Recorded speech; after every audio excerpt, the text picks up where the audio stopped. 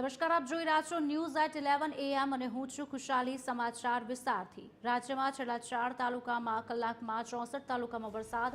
દ્વારકામાં સૌથી વધુ 4.2 ઇંચ વરસાદ, કલ્યાણપુરમાં 2.95 ઇંચ વરસાદ, રણાવાવમાં 2.28 ઇંચ, પોરબંદરમાં 2.9, વાપીમાં 1.81, 9 તાલુકામાં 1 ઇંચથી વધુ વરસાદ નોંધાયો છે। અન્ય તાલુકામાં અડધા ઇંચ સુધીનો વરસાદ નોંધાવા પામ્યો છે।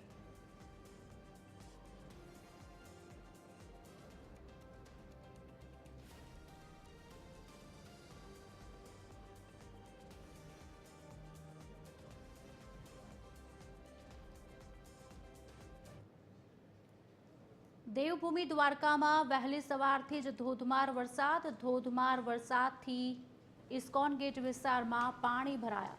ભદ્રકડી ચોક, રેલવે સ્ટેશન રોડ સહિતના વિસ્તારોમાં પાણી ભરાયા છે।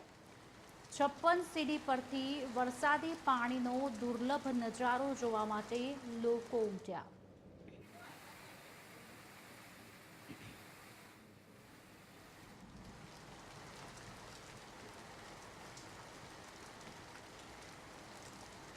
आज अंगे विगत आपसे हमारा संवाददाता खुशाल फोन लाइन पर जोड़ाया है। खुशाल, અત્યારે હાલની સ્થિતિ શું છે? કેટલા ઇંચ વરસાદ ખાબક્યો છે? કયા કયા વિસ્તારમાં પાણી ભરાયા છે? ઠીક ખુશાલી, જણાવી દો તો હાલ દેવભૂમિ દ્વારકા જિલ્લામાં જે સાર્વત્રિક વરસાદ છે તે વહેલી સવારથી ચાલુ છે। હાલ જોવા જઈએ તો દ્વારકાના ભદ્રકાલી ચોક 56 સીડી વિસ્તારમાં છે જે પાણી ભરેલા જોવા મળ્યા છે અને વહેલી સવારથી દ્વારકામાં 4 ઇંચ, કલ્યાણપુરમાં 3 ઇંચ જેવો, ભાણવરમાં 1 ઇંચ અને ખંભાળિયામાં અડધા ઇંચ જેટલો વરસાદ ખાબક્યો છે। જી આભાર। ધોધમાર વરસાદથી ઇસ્કોન ગેટ વિસ્તારમાં પાણી ભરાયા છે।